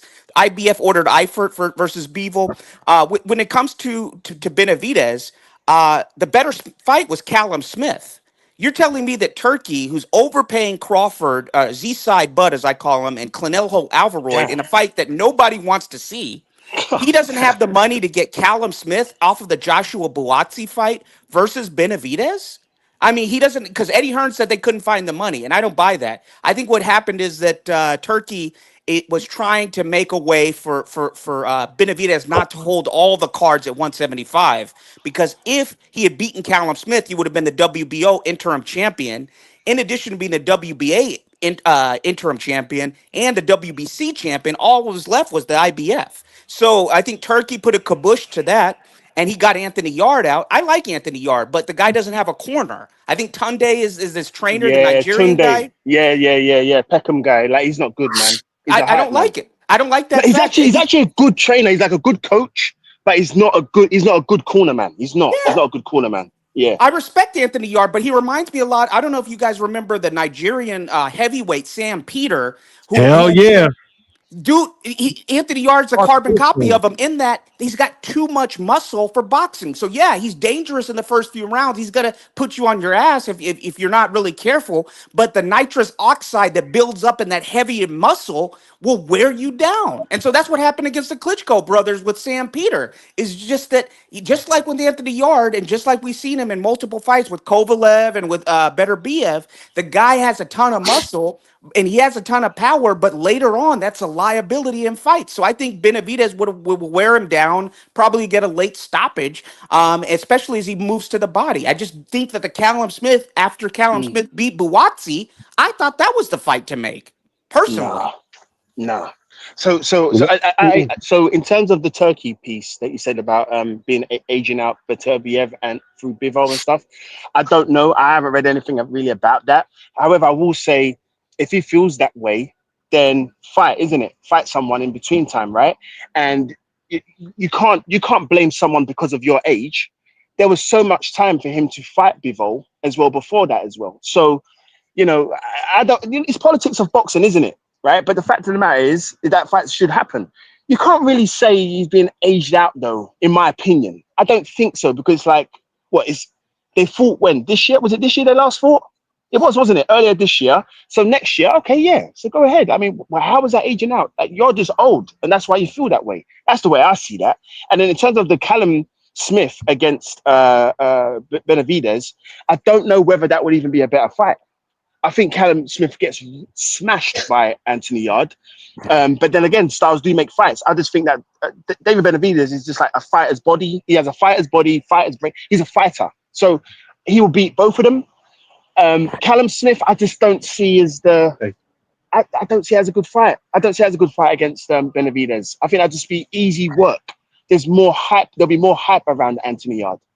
That's just my take. But guys, I need to jump out, man. I really do appreciate it, man. Thank you for having me on today, man. And good to see everybody in good health. A really good conversation, man. Thank you. Yeah, man. I appreciate you guys. I really, really do.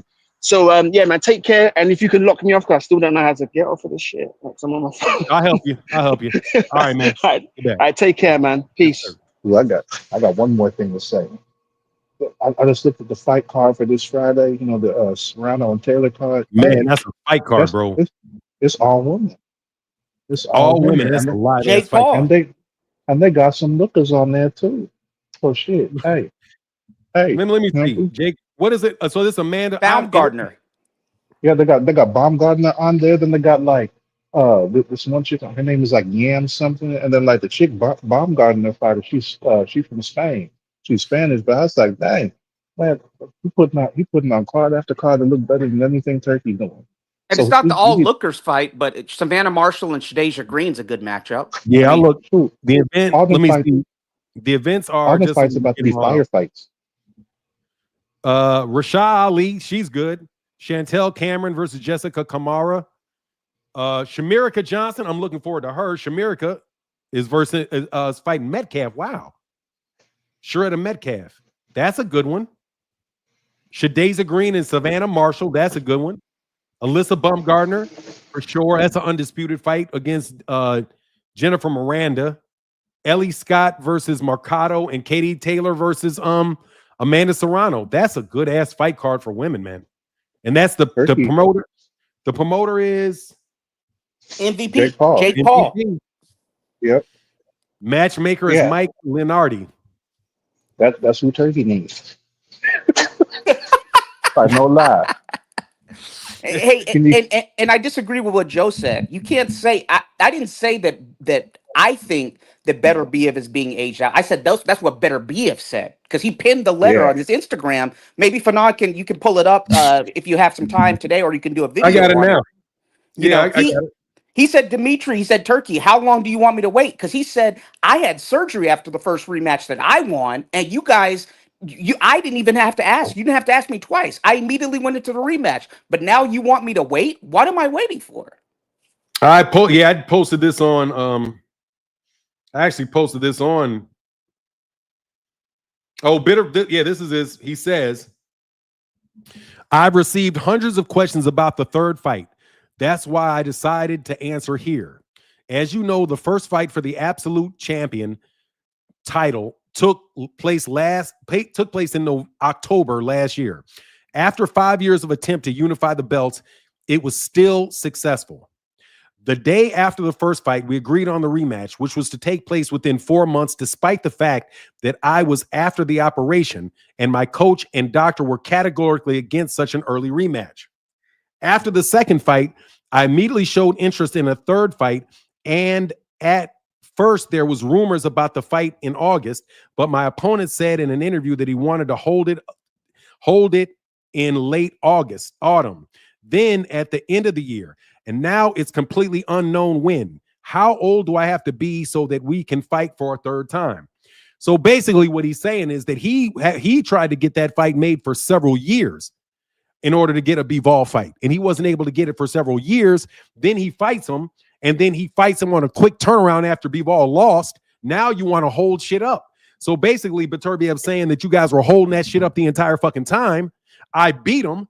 Then we agreed fast for a rematch within 4 months, even though I was injured. But I went on ahead and did it because you promised me if I lost, I'd get another rematch. Now you're not talking about any talk about a rematch, which means that he's accusing Turki Al-Sheikh and those guys of doing a bait and switch. That's about right. Come on, right?